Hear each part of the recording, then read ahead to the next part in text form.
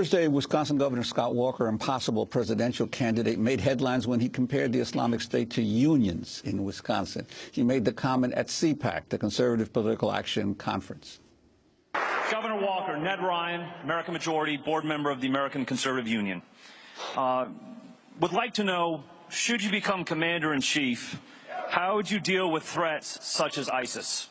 We will have someone who leads and ultimately will send a message not only that we will protect American soil, but do not take this upon freedom-loving people anywhere else in the world. We need a leader with that kind of confidence.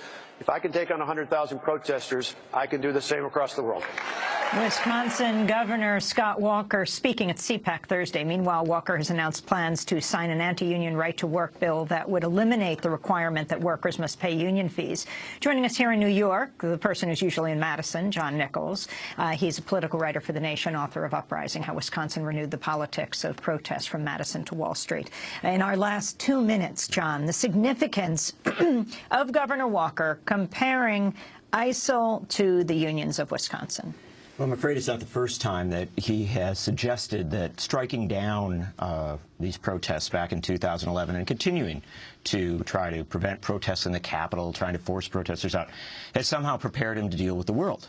And the tragedy of this is so profound on so many levels. First off, he is overestimating his own skills.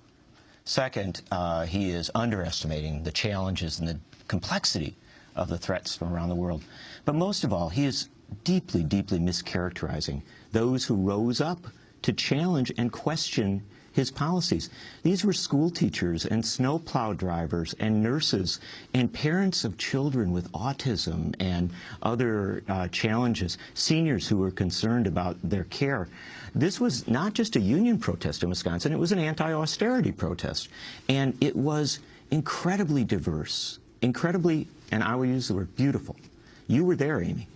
And I think to try and suggest that disrespecting peaceful protests that literally went out of its way to stop at stoplights, you know, to let people cross, it's so wrong. And I think it raises profound questions.